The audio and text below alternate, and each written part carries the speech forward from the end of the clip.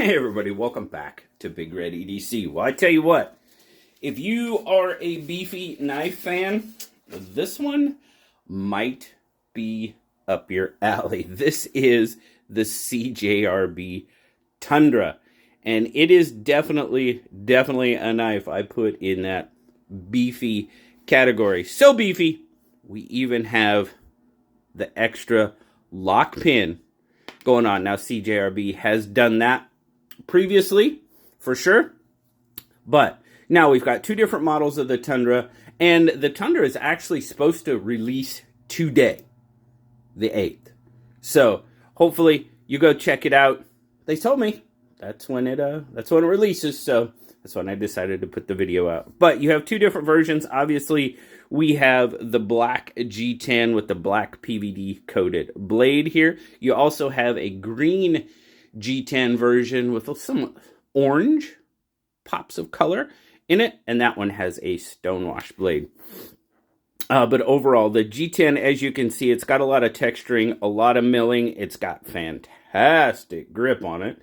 Absolutely, that milling and that texturing gives you a terrific grip. Now, it is fully open construction. You do have a few standoffs. There you go. There you have your lanyard with your extra pin. Now, of course, this extra pin is for locking it either open or shut. And we'll see if the lighting allows. But I don't know if you can, it's kind of hard to tell. You do have a notch there, but in the closed position, you can put this in. You see the pin going in there. Tighten it up. And now you cannot deploy this knife. So you can lock it in either the open or the shut. Now, I will tell you, this is a big beefy blade, so if you swing it, it can come open because it is a big chunk of D2. As you can see there, you've got flipper tab, you've got dual thumb studs. I don't know if I have enough strength. Oh, now that's the one thing.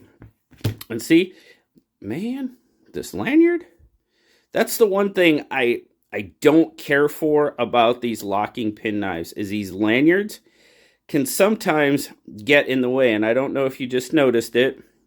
I mean, it wasn't planned by any means. It was kind of a, I don't want to say happy accident, but these lanyards can kind of, if you're not using them, can kind of get in the way, and that's why I don't usually have a lanyard that long on my knife. But deployment, not bad on the flipper, definitely flickable. I was going to try to reverse flick it. Let me hold on to that lanyard. There we go. Reverse flick. Nice. But as I showed you, it can, I mean, it's a big old chunk of D2. That detent would have to be incredibly strong to hold that back. And it's just, it's not going to do it. So, for those of you that may choose to use the pin in the closed position, you definitely can. But going back, and now there's your locking position right here. Lock it in, twist it in. Now, again, on the locking, I get about a half to 3/4 of a turn on it. And then, there you go. You get a rattle, but it's not coming closed. I'm actuating the liner lock. It's not coming closed. So, and it does feel like that pin is pretty secure in there. You know, give it a good twist, and it will lock it open. I don't normally take this out and do like stump stuff and anything like that, but you know, I just might have to lock it open, take it out, and apparently my knots suck on this type of string. I would definitely recommend potentially using a different type of cord, maybe using some paracord where you can actually fuse your knot, tie it shut, fuse your knot, because that's something that's been happening to me all the time is this I do not like this type of string as a lanyard. I don't like really lanyards to begin with, but definitely recommend. And you probably couldn't use, well, you might be able to use 550 if you cut an angle and then put it through heat it up. Yeah, it's just, you got to replace that. Replace this string with something else. Not a fan. Not a fan. But back to the knife. It is a beefy beast. Well, let's just do our spec check and you'll see. So you're looking at almost 9 inches long. It's about 8 3/4. Handle is pretty much 5 inches, which is going to give you pretty much that near 4-inch blade with the cutting edge coming in at just a little over 3.5, about 3, and we'll call it 3 5/8 on the cutting edge. Your grip length is coming in at about 4 inches. I do have quite a bit of room, at least another pinky finger's width of room behind it, and it's wide. Let's see how wide it is, or tall, I guess. Almost an inch, about 1.25 inches in the handle section. In the grip section, it's about 1.25 inches wide. So it definitely fills up my hand for sure. Give you a couple of size comparisons. Got that lanyard flopping all over, and that just goes to show you. There you go. That should give you a decent idea of how big it is. It makes the Bugout look tiny. Holy smoke. Let's see how tiny it makes the PM2 look. There again, it makes the PM2 look pretty tiny as well, for sure. We'll get an overall weight on it.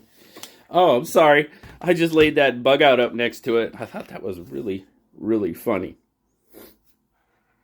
All right, we'll start in grams. 228 grams or 8 ounces. It is definitely a pocket beast.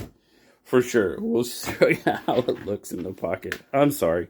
I just found that very, very comical. It does go in pretty good. The texturing on that G10 combined with that pocket clip does make it a little stiff to go in. Now, it's definitely not deep carry. You're going to have that sticking out. Of course, you probably want to tuck the lanyard in your pocket as well. Coming out of the pocket, definitely a nice pop. It is not coming out of your pocket, even for how big and heavy it is. But, beefy knife fans, what do you think? Do you like it? And give me your honest opinion about what you think about the secondary lock system. Like I said, I think I'm going to go out and lock it and just play around with it. Maybe stick it inside. Maybe I'll do like a short or something with me sticking it in a stump with it in the lock position just to see how the lock holds. See if we get any movement in it. Like I said, I'm putting it in and I get about, that was about 3/4-ish of a turn. I think I'd like to see a little bit more engagement. Definitely, and I guess the rattle is due to, there's got to be a little bit of play in there for it to go in. I'd kind of like to hear less rattle in it overall. But comfort-wise, it feels pretty good in hand. It's, it's big, it's tall, so it definitely fills my hand up very well. You can definitely go forward on that finger groove, but it's not very big, and I'm right up against the heel of that blade. So, and that's kind of pulling back on that flipper tab as well. So, yeah, it's close. So if you have fairly large fingers, might want to be careful. Access to the liner lock is pretty good. We do have weight reduction going on, but it's still 8 ounces, even with all that weight reduction going on. If it wasn't there, man, it would probably be pushing 10, I would think. So, the CJRB Tundra, very, very thankful that CJRB sent it out. It's a big, heavy-duty knife for sure. I definitely recommend a different type of string for your lanyard, paracord, something other than the string that's on it. It just doesn't hold a knot very well, at least in my experience. So, but again, thanks to CJRB for sending out the Tundra. Thank you guys for swinging by and checking it out. And I better tell you the price. It's selling for right around 70 bucks. So for the amount of knife you get, that's not too bad. I don't know if the G10 and D2 throws you off at all for the price, but really, it's not too far off. So, greatly appreciate you all. Thank you so much. Like, subscribe, leave me that comment. You know I love talking to you. Until next time, guys, I'll talk to you later. Bye-bye.